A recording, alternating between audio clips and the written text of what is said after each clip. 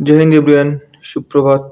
Current অ্যাফেয়ার্সের আরও একটি নতুন সেশনে তোমাদের প্রত্যেককে আরও একবার স্বাগত জানাই। তো আজকে আমরা আমাদের এই সেশনটির মাধ্যমে 26শে মার্চ এবং 27শে মার্চ এই দুদিনের যে সমস্ত ইম্পর্টেন্ট কারেন্ট অ্যাফেয়ার্সগুলো আছে এগুলো আজকে আমরা জানতে পারবো। তো চলো তাহলে আমাদের সঙ্গে থাকো এবং আজকে আমাদের এই সেশনটি শুরু করা যাক। তো দেখো, আজকের আমাদের এই সেশনে ফার্স্ট কোয়েশ্চেন আছে, সম্প্রতি কোন হাইকোর্ট মাদ্রাসা শিক্ষা আইনকে বাতিল করলো?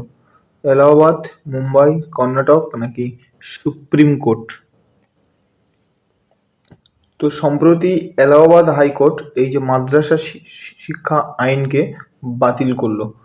তো দেখো এখানে ডিটেলস দেখে নাও। এলাহাবাদ হাইকোর্টের লখনৌ বেঞ্চ 2004 সালের ইউপি বোর্ড অব মাদ্রাসা শিক্ষা আইনকে অসাংবিধানিক বলে ঘোষণা করেছে। আদালত রায় দিয়েছে যে এই আইনটি ধর্মনিরপেক্ষতার নীতি লঙ্ঘন করেছে। সেই সাথে সংবিধানের অনুচ্ছেদ 14, 21 এবং 21A সহ সংবিধানের বিশেষ কয়েকটি অনুচ্ছেদ লঙ্ঘন করেছে। উপরন্তু আদালত দেখেছে যে এই আইনটি 1956 সালের বিশ্ববিদ্যালয় মঞ্জুরি কমিশন আইনের 22 ধারাকেও লঙ্ঘন করেছে। তো দেখো এইখান থেকে কয়েকটা জিনিস বলে দিই। তোমরা জানো যে আমাদের ভারতীয় সংবিধানের যে মৌলিক অধিকার আছে, তো এই মৌলিক অধিকার পার্ট 3-তে 12 থেকে 35 নম্বর ধারাতে মৌলিক অধিকার আছে।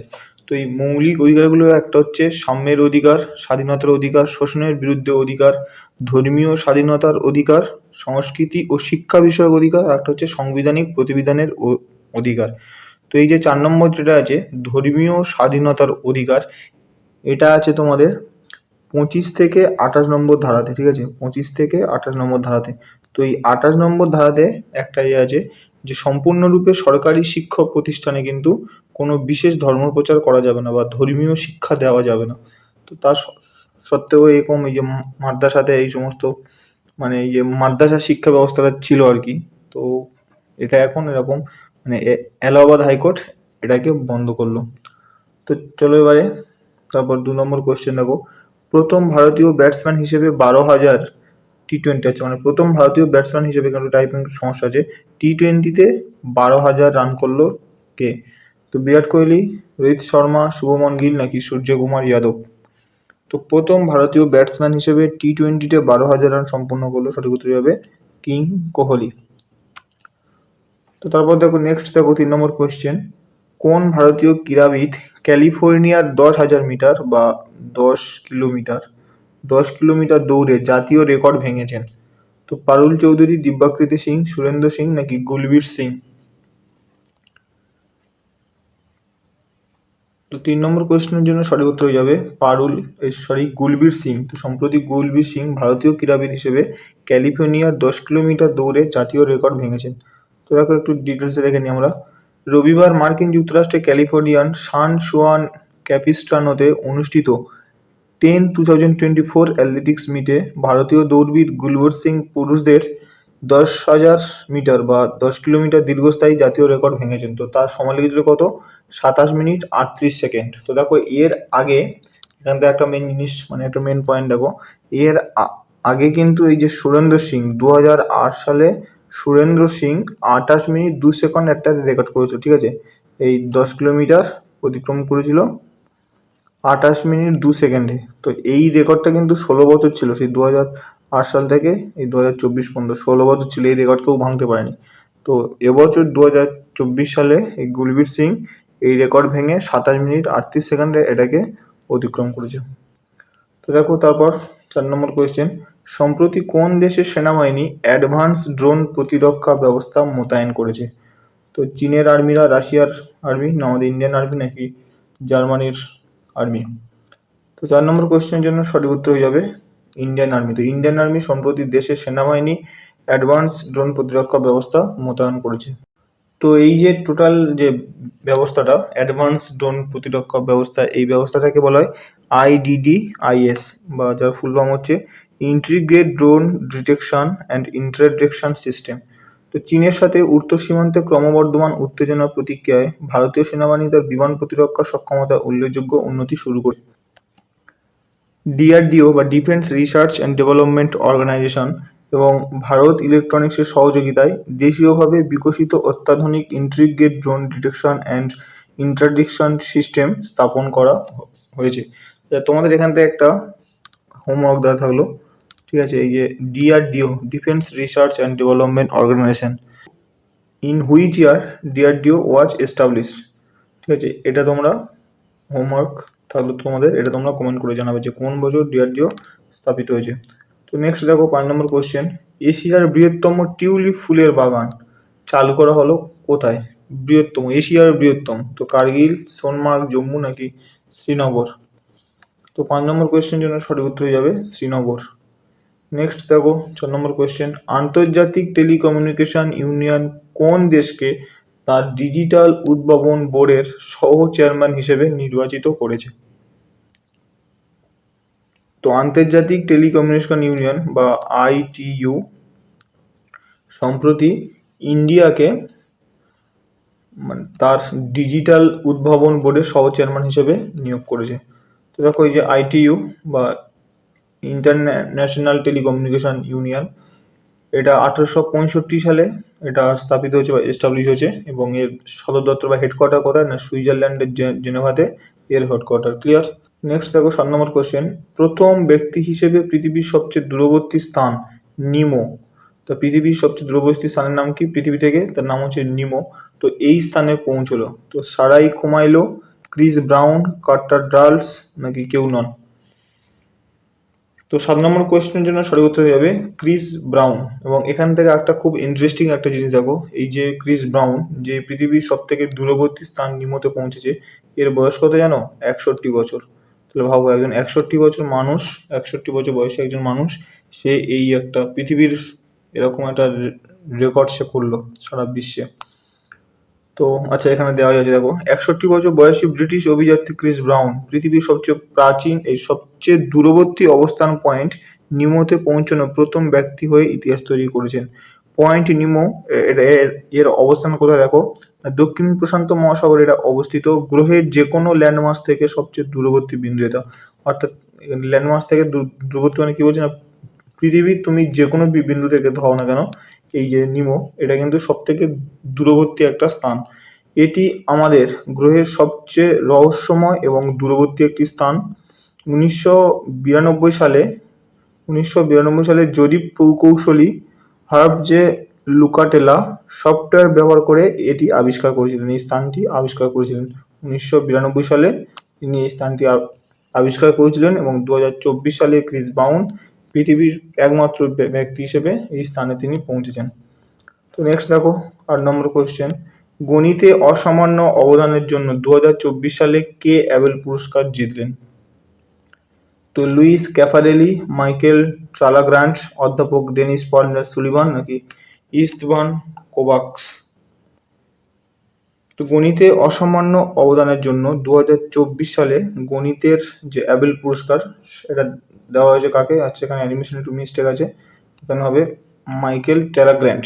তো এই মাইকেল ট্রালাগ্রান্ট একজন ফরাসি গণিতবিদ তিনি। তো তার গাণিতিক পদার্থবিদ্যা এবং পরিসংখ্যানে অসামান্য অ্যাপ্লিকেশন সহ সম্ভাব্যতা তথ্য এবং কার্যকরী বিশ্লেষণে অবদানের জন্য এই পুরস্কারটি তাকে দেওয়া হয়েছে। তো এই পুরস্কারটি কারা দেয়? এই পুরস্কারটি প্রদান করে কারা না Norwegian academy of science and letters এই আন্তর্জাতিক পুরস্কারটি প্রদান করেন। এটা টাইপিং মিস্টেক আছে, এটা প্রদান করেন। এবং এটা ফার্স্ট 2001 সালে এই পুরস্কারটি প্রথম প্রদান করা হয়েছিল। তো এখান থেকে মনে রাখবে অ্যাবেল পুরস্কার, এটা এমনি জিকে আসতে পারে বা স্ট্যাটিক জিকের একটা অংশ, যে অ্যাবেল পুরস্কার কোন বিষয়ের সাথে সম্পর্কিত, তবে গণিতের সাথে। তো তারপর দেখো নেক্সট, নেপাল কোনটিকে তার পর্যটন রাজধানী হিসেবে ঘোষণা করেছে? তো পোখরা, ভরতপুর, জনকপুর নাকি গুর্খা? 9 নম্বর কোয়েশ্চেনের জন্য সঠিক উত্তর হয়ে যাবে পোখরা। তো এই যে নেপালের রাজধানী কি না কাঠমান্ডু, প্রধানমন্ত্রীকে পুষ্প কমল দাহল, কারেন্সি হচ্ছে নেপালিস রুপি। নেক্সট দেখো 10 নম্বর, who has been appointed as the India's chief de mission for the 2024 Paris olympic? তো মেরি কম, সাক্ষী মালিক চানু নাকি পিটি উষা? অর্থাৎ এবারে যে 2024 যে প্যারিস অলিম্পিক হবে, তো এই 2024 প্যারিস অলিম্পিকের ইন্ডিয়ার যে চিফ ডে মিশন হিসেবে কাকে নিযুক্ত করা হয়েছে? তো মেরি কমকে, সাক্ষী মালিককে, মীরাবাই চানুকে নাকি পিটি উষাকে? তো তো 10 নম্বর কোশ্চেনের জন্য সঠিক উত্তর যাবে মেরি কমকে। তো দেখো এই যে মেরি কম, ইনি 6বার বিশ্ব চ্যাম্পিয়ন এবং 6টি বিশ্ব খেতাব অর্জনকারী প্রথম মহিলা বক্সার। 2014 সালে এশিয়ান গেমসে সোনা জিতে প্রথম ভারতীয় মহিলা বক্সার হিসেবে ইতিহাস তৈরি করেছিলেন এই মেরি কম। আচ্ছা, এখান থেকে বলে রাখি, এই যে বিভিন্ন আপকামিং যে সমস্ত ইভেন্টগুলো, যে সমস্ত গেমগুলো আছে, সেই ক্রিকেট থেকে শুরু করে ফুটবল, অলিম্পিক বা যে কোনো গেম, কোনটা কোথায় হবে একদম কিন্তু ডিটেলস আমাদের একটা সেশন করানো আছে। তো আমি এই ভিডিও ডেসক্রিপশন বক্সে সেই সেশনটির লিঙ্ক আমি দিয়ে দেবো, তোমরা সেখান থেকে কিন্তু সেই সেশনটি তোমরা দেখতে পারো, তোমাদের খুব হেল্পফুল হবে কিন্তু। তো নেক্সট দেখো, প্যারিস অলিম্পিক 2024-এর জন্য টিম ইন্ডিয়ার অফিসিয়াল ব্যাংকিং পার্টনার হওয়ার জন্য কোন ব্যাংক সম্প্রতি ইন্ডিয়ান অলিম্পিক অ্যাসোসিয়েশন বা IOA এর সাথে অংশীদারিত্ব করেছে? তো Punjab national bank, Canara bank, yes bank নাকি ব্যাংক অফ ইন্ডিয়া? তো প্যারিস অলিম্পিক 2024-এর জন্য টিম ইন্ডিয়ার অফিসিয়াল ব্যাংকিং পার্টনার হওয়ার জন্য ইয়েস ব্যাংক সম্প্রতি ইন্ডিয়ান অলিম্পিক অ্যাসোসিয়েশনের সাথে একটা অংশীদারিত্ব বা পার্টনারশিপ করেছে।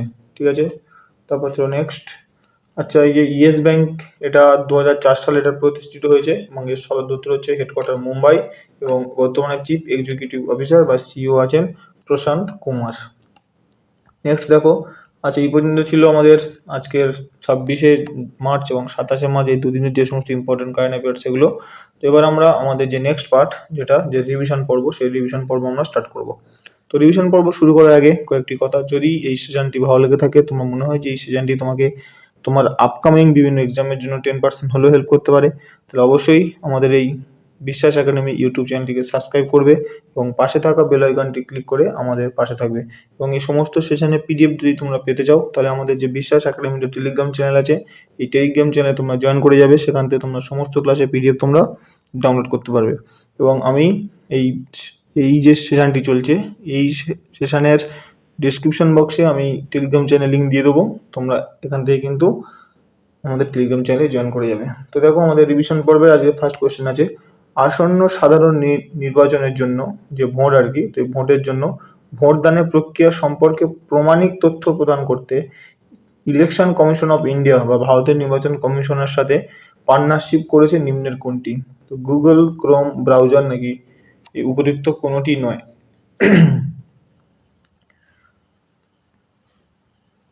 তো সঠিক উত্তর হয়ে যাবে গুগল। তো নেক্সট দেখো, কোন রাজ্যের মাজুলি মাছ সম্প্রতি GI ট্যাগ পেয়েছে? তো হরিয়ানা, রাজস্থান, তামিলনাড়ু নাকি আসাম? তো এই কোশ্চেনের জন্য সঠিক উত্তর হয়ে যাবে আসাম। তো সম্প্রতি আসামে মাজুলি মাছ সম্প্রতি GI ট্যাগ পেয়েছে। তো এই GI ট্যাগের উপরেও কিন্তু আমাদের একটা ডিটেলস একটা সেশন পুরো করানো আছে, ঠিক আছে? তো তোমরা কিন্তু সেই সেশনটাও কিন্তু তোমরা দেখতে পারো, আমি এই ভিডিও ডেসক্রিপশন বক্সে আমি সমস্ত লিঙ্ক আমি দিয়ে দেবো, তোমরা সেখান থেকে আমাদের সেশনগুলো দেখে নিও, তোমাদের খুব হেল্পফুল হবে। তো নেক্সট দেখাচ্ছে, এখান থেকে নাও, আসামের রাজধানী হচ্ছে দিসপুর, আসামের মুখ্যমন্ত্রী বর্তমান ডক্টর হিমন্ত বিশ্ব শর্মা এবং রাজ্যপাল হচ্ছে গুলাবচাঁদ কাটারিয়া।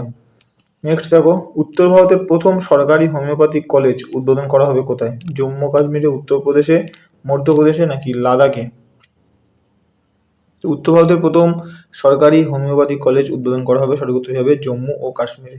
তো এই যে জম্মু ও কাশ্মীরের যে কাটুয়া বলে একটা জায়গা আছে, সেই কাটুয়াতে এটা উদ্বোধন করা হবে, অলরেডি হয়ে গেছে আর কি। তো লেফটেন্যান্ট গভর্নর কে আছে জম্মু কাশ্মীরের? মনোজ সিনহা। এবং জম্মু কাশ্মীরের রাজধানী কোথায়? শ্রীনগর। নেক্সট দেখো, miss world 2023 VVI, miss world 2023 কে জিতেছেন? ক্রিস্টিনা পিচকোভা, ইয়াসমিনা জাইতুন, শ্রী সাইনি নানি ক্যারোলিনা ভিলাপস্কা? 2023 সালে মিস ওয়ার্ল্ড পুরস্কার জিতেছে, সঠিক উত্তর হবে ক্রিস্টিনা পিচকোভা। তো এই যে 2023 সালের যে মিস ওয়ার্ল্ড, এটা হচ্ছে 71তম মিস ওয়ার্ল্ড ছিল, এটা মিস ওয়ার্ল্ডের ইভেন্ট, এবং এটা 9 মার্চ 2024-এ ভারতের মুম্বাই জিও ওয়ার্ল্ড কনভেনশন সেন্টারে এটা অনুষ্ঠিত হয়েছে এটা। তো তারপর দেখো নেক্সট, নিউ দিল্লিতে ONGC প্যারা গেমসের উদ্বোধন করলেন কে? নরেন্দ্র মোদী, অমিত শাহ, অনুরাগ সিং ঠাকুর নাকি হরদীপ সিং পুরী? তো নিউ দিল্লিতে 5th ONGC প্যারা গেমস অনুষ্ঠান মানে গেমসের উদ্বোধন করলেন, সঠিক উত্তর হবে হরদীপ সিং পুরী। তো এই ONGC ফুল ফর্ম হচ্ছে oil natural gas corporation limited. Next দেখো, আচ্ছা এই পর্যন্ত ছিল আজকে আমাদের এই পুরো সেশনটি। তো যদি ভালো লাগে অবশ্যই চ্যানেলটিকে লাইক করবে, কেমন লাগলো তা কমেন্ট করে জানাবে, এবং যে হোমওয়ার্কটা দেওয়া আছে তোমাদের, যে ডিআরডিও কত সালে প্রতিষ্ঠিত হয়েছে সেটা তোমরা কমেন্ট করে জানাবে।